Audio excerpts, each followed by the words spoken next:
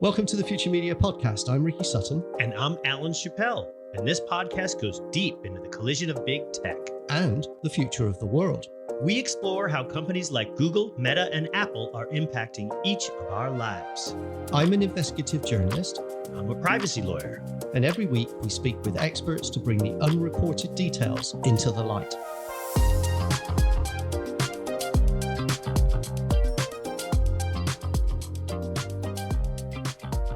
Hosting a panel for Canva at the Online News Association in New Orleans a few weeks ago, a guest offered some new insights on the future of content discovery that I'd not heard before. Mark Choquette heads up SEO at the Boston Globe and its sister papers, and his views were refreshingly new and progressive, so I got him on the pod. He's lived in the blast radius of Google since 2009 and says we're about to see chaos that we've not experienced for more than a decade as AI hype goes stratospheric. But he argues AI isn't flattening everything evenly. Sites built on commoditized content will get eaten, but original, local, can't fake it reporting is holding its ground. His playbook, therefore, is different to the one that I most commonly hear. Don't torch SEO, he says. Instead, model your business on a future where search brings far less, but at the same time, build a direct audience moat. Invest in product and tech and design. Think you're competing with Netflix, and also put your personality reporters on the front line. He's bullish that AI will eventually twig that they need licensed feeds from publishers and that their crawling is expensive and clumsy. But the growth lane, in his view, will be local. So stop chasing global and national news, he recommends, because that will never rank for you, and own your own backyard. That might mean community features, vertical video, podcasts, smart pricing, and then once you've worked that out, ship, learn, and repeat.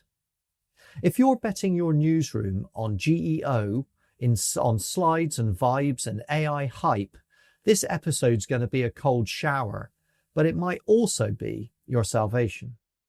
Hi, Mark. It's good to see you again. I think I saw you last in New Orleans, where it's extremely hot, if I recall, and even hotter on the stage where we were, right? It was very hot. I made the mistake of trying to go for a run one of the mornings, and I was hurting. The humidity is no joke. Yeah, super heavy. Well, look, we got into the start of a conversation on stage there that I didn't really get the chance to finish, and it's really been kind of burning in my mind ever since. So you run the strategic and tactical thinking around search and content discovery for the Boston Globe, right? So you've got millions and millions and millions of readers. And what I was really fascinated was, what world are we going into now? And how is your world changing in terms of content discovery? What does it mean for search? And I really wanted to open that because that's a question that every publisher in the world is dealing with. And I found your thoughts incredibly enlightening. So please share, where is your head at on this?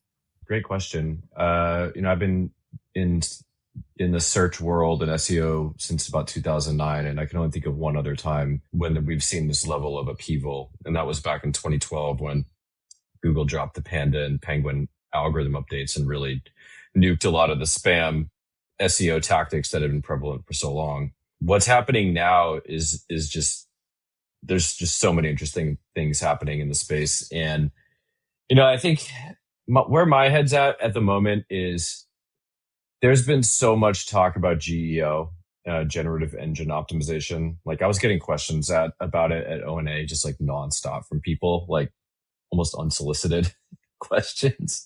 Like once people found out that I did SEO, they're like, oh my God, I have to ask you about GEO. And, I was crunching the numbers on our own sites for a senior leadership meeting that we're having in a couple of weeks. And what's interesting to me is like, yes, we are seeing search behavior change a lot. And we are seeing, at least among some of our sites, search traffic declining.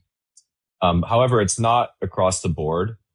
And when you look at like referral traffic that we get from answer engines and LLMs versus search, I mean, it's like 0.1%. So with all the talk about GEO, while I do think the space is shifting and is going to continue to shift, I think that there's a lot of hype right now, and there's a lot of venture money being pumped into this world. That's accelerating a lot of the hype. And all that's to say, like, I don't think that even if LLM use really increases and eats into Google's market share, like, I don't expect we're ever going to get the same level of clicks and CTR that we get from a Google search engine, but and search as we've noted in the past. But I've been kind of like of two minds on this, where I'm encouraging our teams internally to think about, what does our business model look like if search is no longer driving, 30 to 40% of our acquisition for subscribers.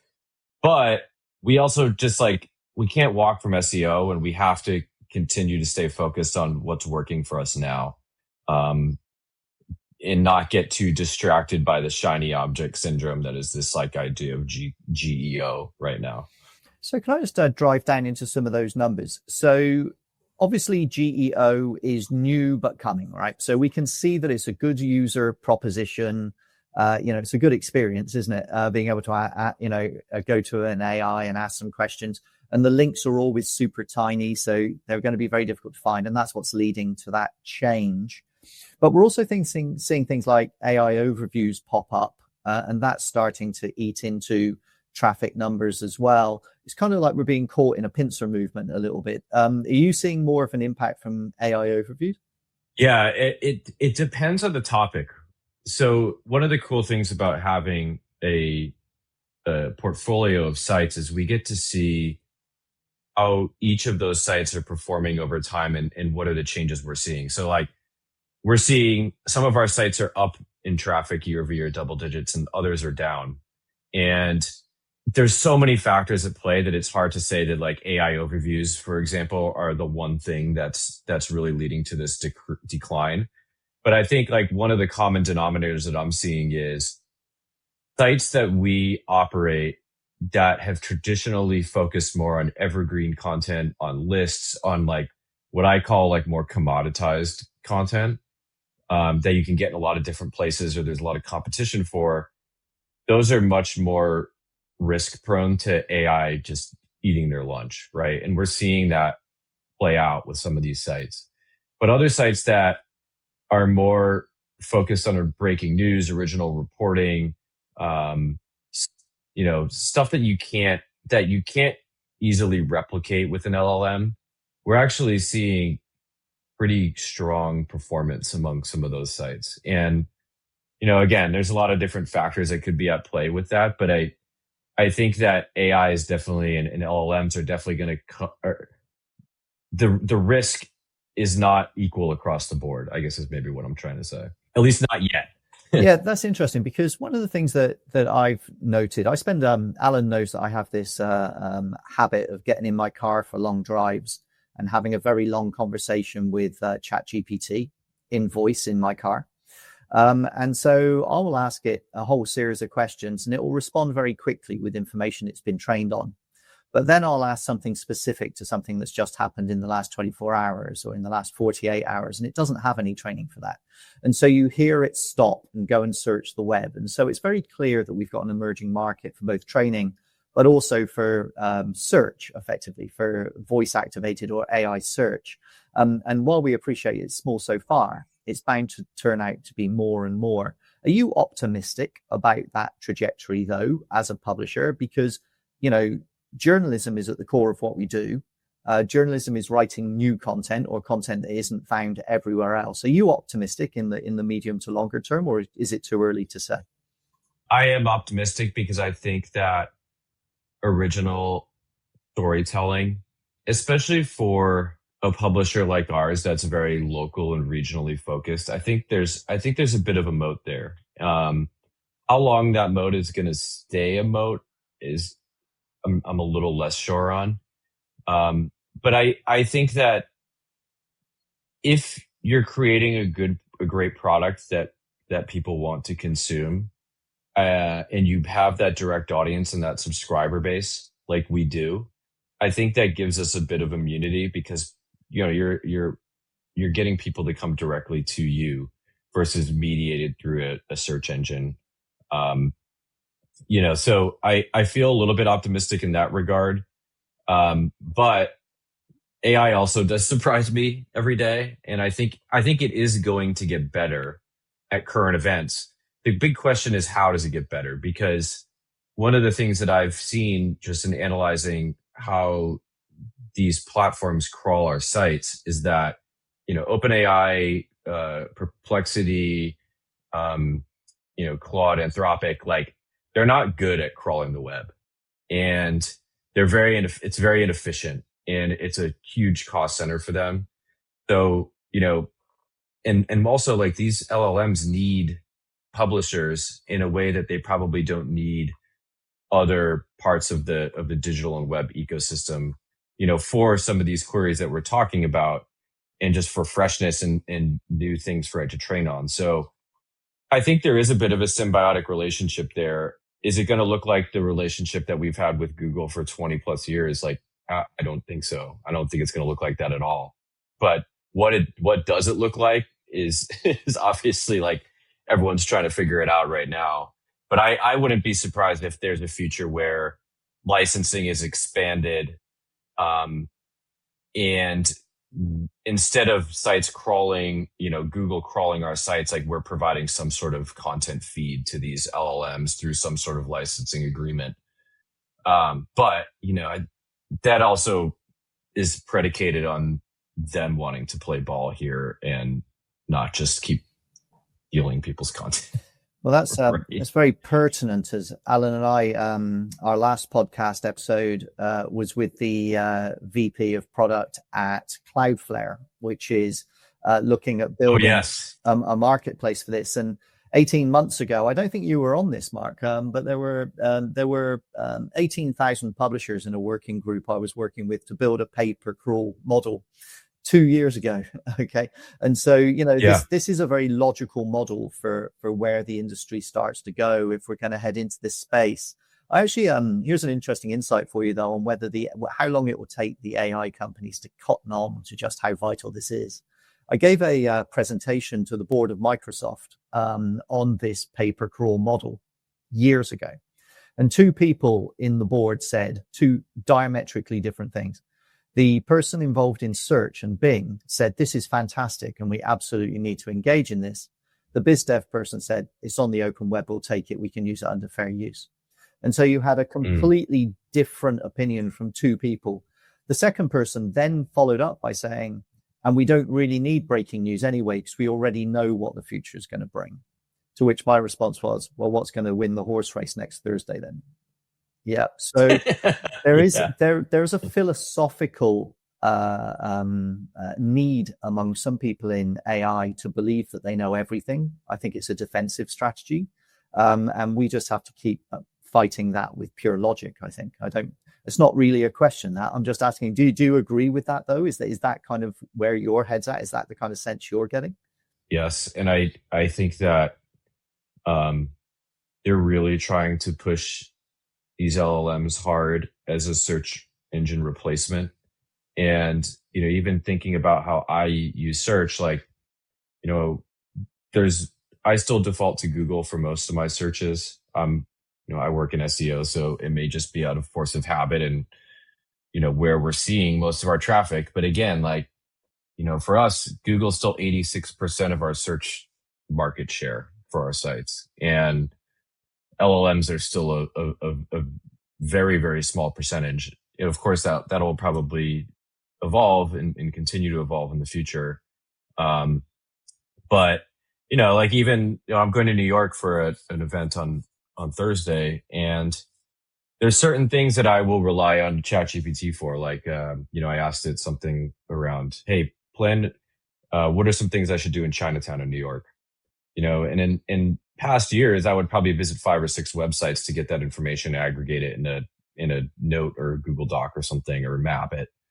And then in this case, it was low enough stakes where I'm going to just like look that up on my own and ChatGPT and trust what it says, even if some of the results aren't great. Showing me places that are permanently closed, for example.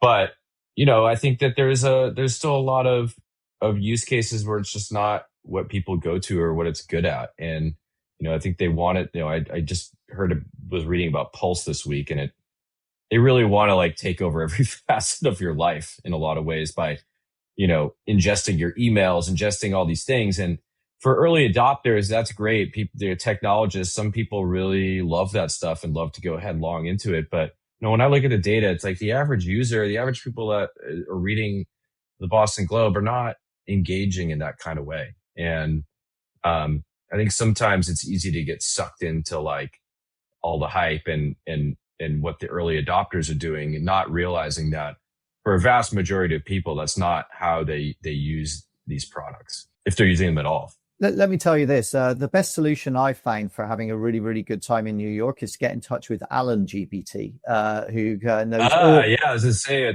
that background there. It looks like, in the city. I like it. Alan knows all the best places to go.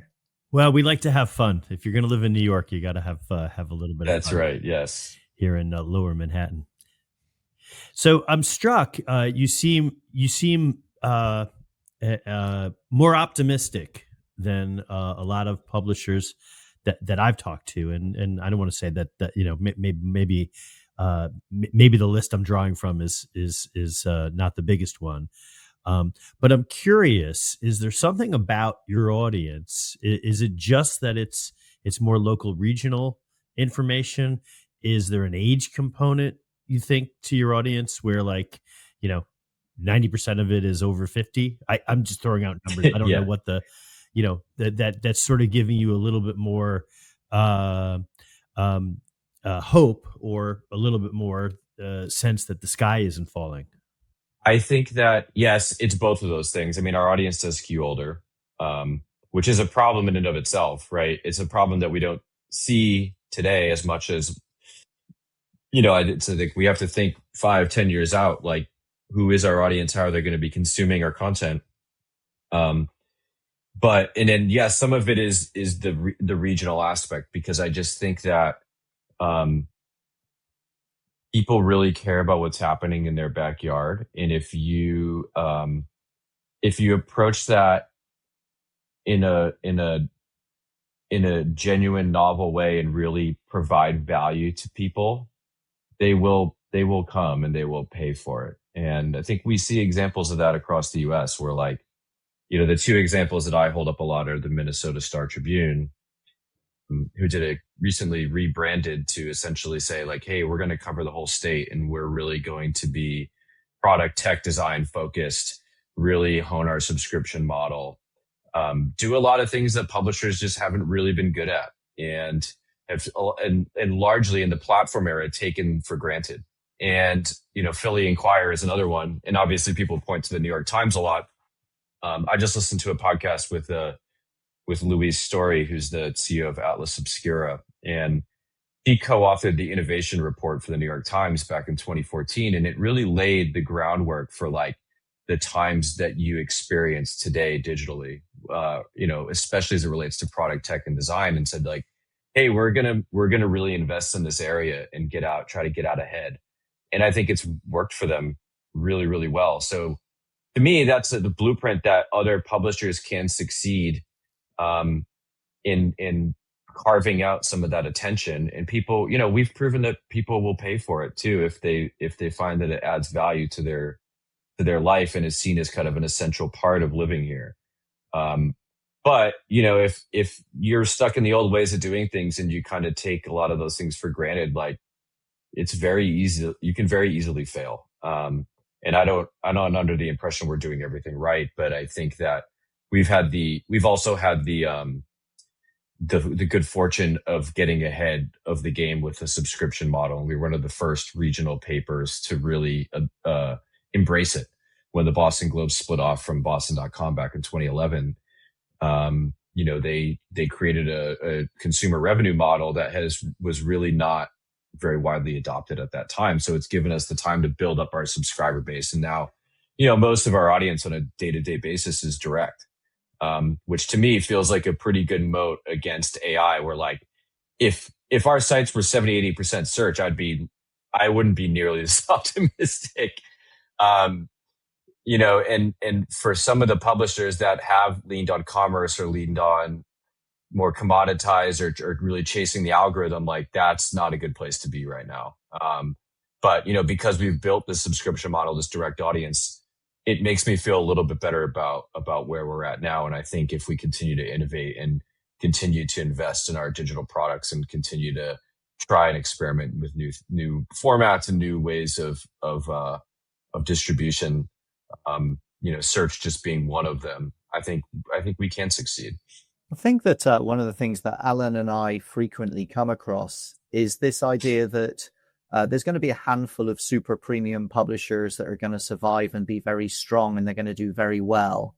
There also feels to be as if there's a renewed interest in local media. There seems to be local media suddenly seems to be having a revival.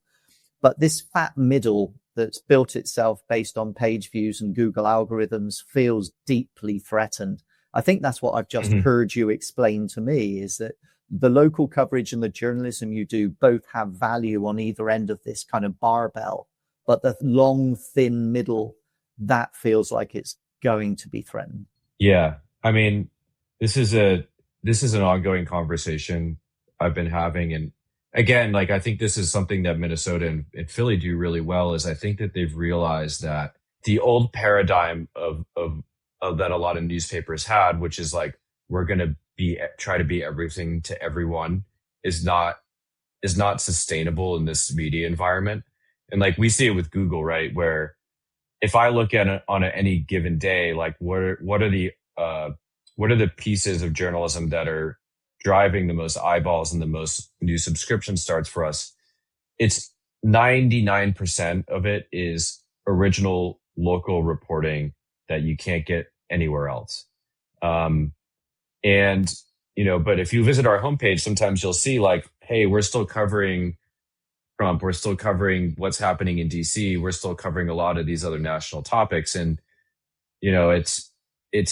there is value there for our subscribers, but from an acquisition perspective, it's almost DOA, because like Google is never going to rank the Globe for what Trump is doing today. It's going to be Fox. It's going to be CNN. It's going to be New York Times. So it's like, can we take that lead to say like, hey, this is a sign that we should be putting more resources into our own region and trying to unearth more stories and more things that are happening regionally, that can be our moat. And, it's like that's one of the reasons we have been able to grow traffic in this environment, is we have been trying to focus more on that. But I mean, one of the things I've just learned though about working for like a legacy publisher is old habits die hard. Like, it's an ongoing thing. But yes, I think that there is a resurgence in local media, and I'm, personally very happy about it. And I think there's a lot more opportunity because, most of the smaller hyper local publications at least in my part of the world here in New England, have been completely hollowed out by Gannett. They're essentially ghost papers. They take money from legal notices that a lot of towns are required to post, and they don't have any original reporting. They cover high school sports maybe, but that's pretty much it. So like, even if you look at a publication like the Globe, it's like we cover Boston decently well, but once you get out to the suburbs and other parts of New England, like there's still a lot of opportunity there for us and a lot of subscribers that we could gain. So that's another reason I'm optimistic, is I think that in some ways we're just scratching the surface because of just how hollowed out local media has gotten in the last 10 to 15 years. So let me ask what might be a dumb question. I can see the point that there's opportunity in Medford and the suburbs outside of how was that? Yes. That was pretty good, wasn't it? Good. That was good. But there's opportunity in those places. But then that begs the question: how do you reach them if the old tactic of SEO is becoming increasingly it has an increasingly lower ROI? It sounds like. I'll take one example. We had a reporter at the Globe named Steve Anier who has since moved on to a different role, but he was just a triple threat. Like, he was a great writer. He was funny. He had a unique point of view and a unique voice. He was also really good on social, really active on Reddit. And he was just very dialed into the community that he was reporting on. I think he was focused on Cambridge and Somerville, which are right next to Medford. Um, and he really built up that product. And I think in some ways it's as much as this is tough for a lot of old school publishers. Like I think to some degree it has to be personality driven a little bit. Um, there's another reporter who works for WBZ radio here in Boston who is like done a ton of stuff on TikTok that's just gone super viral because of his interview style and his editing skills. And he just knows the medium just top to bottom. And he's just seen as such an asset there. And we have some folks like that too. So I think it's kind of a mix of like testing different formats, personalities, like in the case of Cambridge and Somerville, we have a pretty good newsletter. But we also need to be covering those communities more than we are now. And, you can have the best ideas in the best format, but if the reporting's not there, you're not going to get people to come back and, frequent. So I think it's a mix of things, but I think that's one of the messages that I've been trying to send to a lot of our teams, which sounds counterintuitive, but it's that, search is doing great. We're driving new subs, but at the same time, we can't expect that to continue in the future, even if we play all our cards right. So we need to start experimenting now with different formats, with different subscription offerings and value propositions, and really invest in brand marketing, for example, because there's a lot of people in Boston who are digital native kids on TikTok who like don't know who we are. I think we've taken that for granted in a lot of ways because of just how prevalent we were as a brand for older generations. So it's a mix of things. I don't think there's any one answer, but I think it's really just about diversification. So you're relying less on these platforms, because we just have learned in the last 5+ years, and we probably always should have known this, is that they don't have our best interests in mind.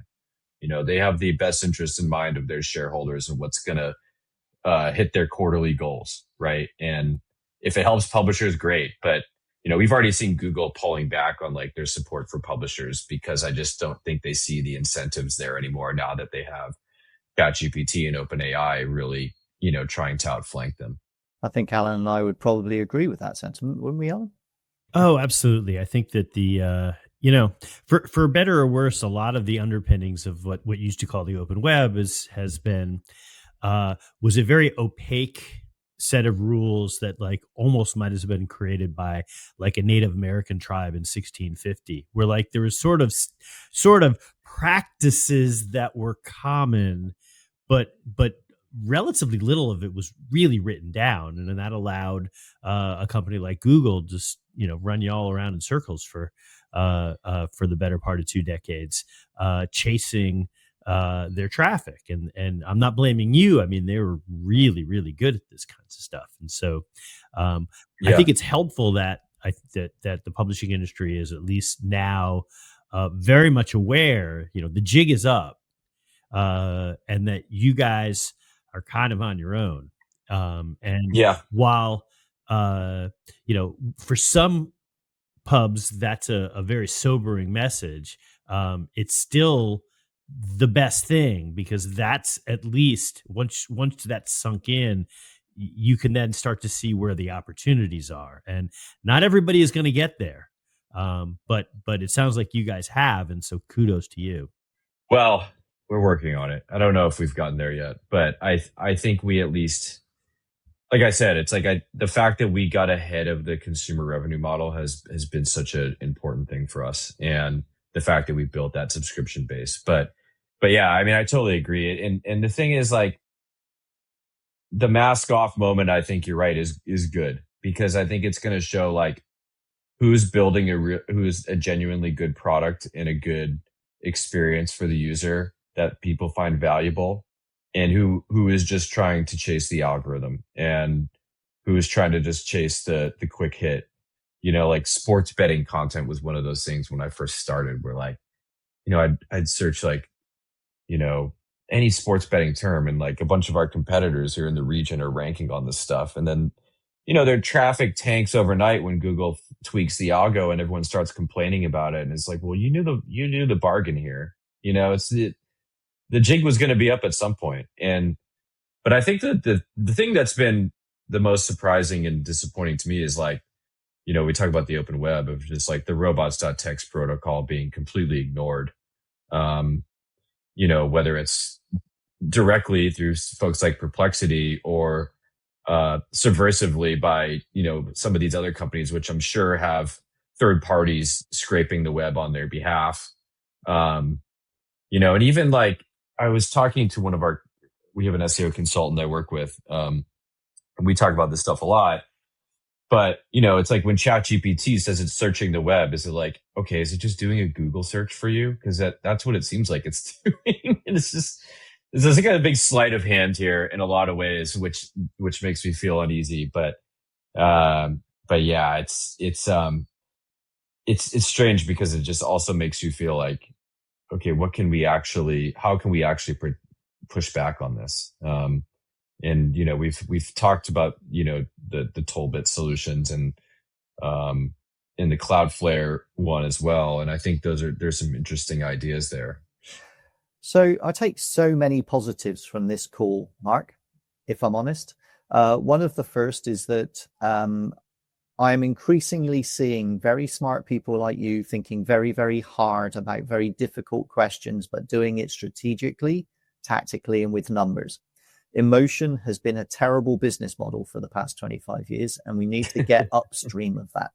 And so it's terrific to hear this. Also, all the problems that we're experiencing here, we experienced before. It's a huge irony. You might not know this, Mark, because you're a younger man than me. But let me tell you this. When we used to sell the majority of our newspapers in newsagents, and I used to run a newspaper that sold 60 million newspapers, okay?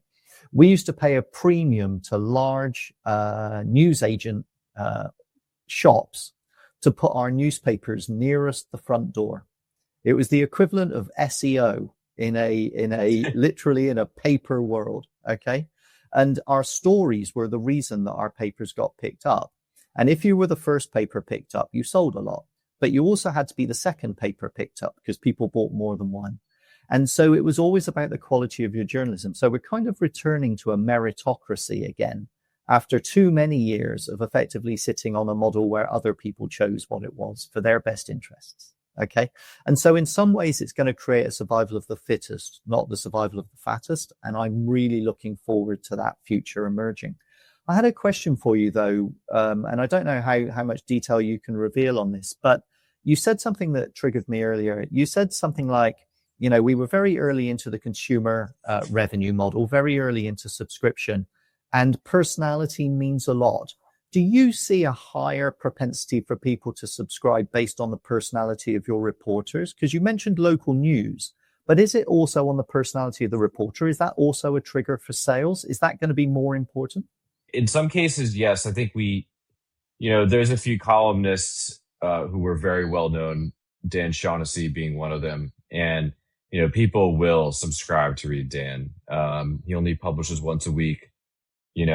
But his example is a little bit more old school of, he's been at the Globe since like the 70s or 80s. So I think he attracts a certain audience.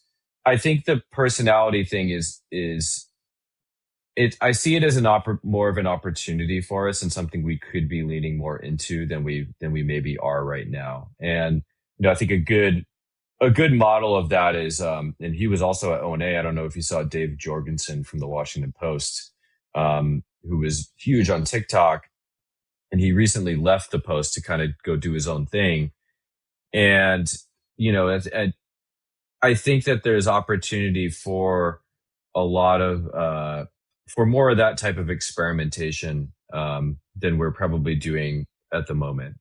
But that takes also a very special kind of person who has a lot of different skill sets. I mean, it's hard to find. A lot of people who work for us want to write the article with the byline in kind of the old way of thinking about things. But, it's like I've been listening to other podcasts and other folks talking about this too. It's just like, is the 750 word article like kind of go in the way of the dodo? Like, is that how people want to consume content in the future? And it's a great question. I don't know, but I would venture to guess there's going to be more diversity there. So it's like, you know, we're investing in vertical video, for example, which we're probably a little late to the game on, but I think that's one area where we have to be better. You know, more, you know, podcasts is another area we've explored. So I think it's really playing with a lot of different formats and trying the personality thing. I really, to me, it's just about trying a lot of different things and being okay with failing and learning from that and continuing to adjust and not just kind of resting on your laurels in the way that we've done things for, 100+ years. So if you were to stack rank the 5 things that you think are most important for sustainability coming up next, what would they be? I would say number 1 is quality journalism, original, unique point of view, a strong voice. I think that to me is always going to lead the way. But to me, 2, 3, and 4 are product, tech, and design. And one of the things that's been so surprising to me, like my career's been a little bit strange in that, like, I got a journalism degree when I was in college, and then I went into the ad agency world, and I went into e-commerce. I worked for an outdoor retailer here in the US. And, we were in Seattle, and we had a very strong product culture there that was kind of a bleed over from Amazon and Microsoft and a lot of the big tech companies out there. And when I got to the publishing world, it was surprising to me how far behind a lot of the publishers are from a product, technology, and design perspective. And I think to me, it's kind of another byproduct of the platform era, where a lot of these companies were so drunk on traffic from search, especially in social, that they didn't feel like they needed to or wanted to invest in the product because it was just about the distribution and ad revenue and all these other, metrics that were important at that time. But to me, like, a lot of you're competing with attention with not just other publishers and other news companies, but you're competing with Netflix, you're competing with Spotify, you're competing with, other streaming services and all of these, social media, like all these very finely tuned products that really try to pull people in and keep them in their ecosystems. And it's like, we have to approach that from the same way and create, I did a lot of product management training when I was at my last job. And, there's a guy named Marty Kagan who is very well known in the product space, but his tagline is like creating products that customers love.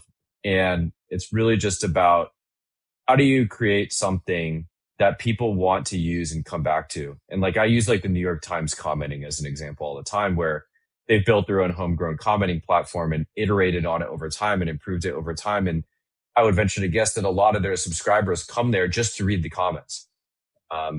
And they've built a really strong community there, in a product-led sort of deliberate way. So to me, that's something that a lot of publishers aren't doing very well, and there's a lot of room for growth there, and being able to try to replicate those types of models, on obviously a smaller scale, but those are things that I just see as huge opportunities, especially if you want to talk about how do you build direct audience and keep people within your ecosystem. Well, that gives me huge optimism as well, because, those things, Alan and I talk about this a lot. I've always believed that publishers need to take back the discovery, distribution, and monetization of their content. And you can't achieve the middle of those unless you think hard about product and user experience.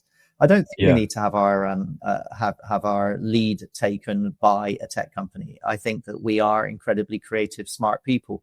We've just perhaps let that muscle memory wane. It would be nice to see us come back and do interesting and innovative new stuff again. And I think there's an opportunity here. I mean, I'm not on social media anymore. I had to get off it. Like, it felt like, I've been reading a lot about it. Cal Newport's written a lot of great books about it. I know Jonathan Haidt just wrote his book about it. And I have young kids, so I'm also trying to model, what I consider good behavior. And, especially in the case of local, like Facebook stole a lot of the conversation away from publishers. And I think some of that was because they had a superior product for community discussion and engagement. But the more people start to turn away from these products, the more there's going to be a need for that something else to replace it. And I think it's an area where publishers can start to claw some of that attention back. It's not going to be easy, but I do see an opportunity there.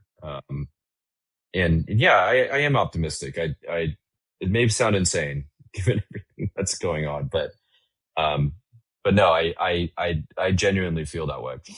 Amazing. All right. Well, look, unless Alan, did you have anything else you wanted to ask? No, I was just going to tell you, I was going to give you one suggestion. You can take this, you cannot, but you're talking about moving out into the suburbs. More UConn basketball coverage.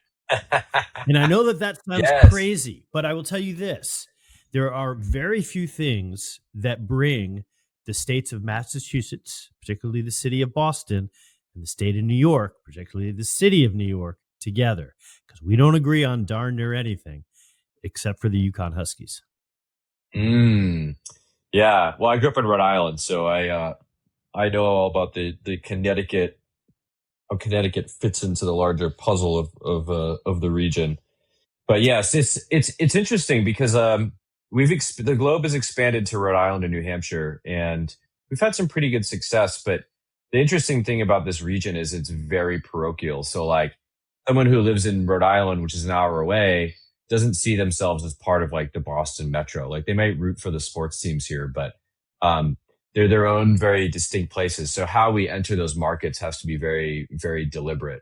But there was one other thing I was going to say too, which is that I think that there's a lot of great examples out there right now of companies that are innovating in revenue strategies. So like I was just on an INMA webinar last week with someone who runs consumer revenue at The Guardian.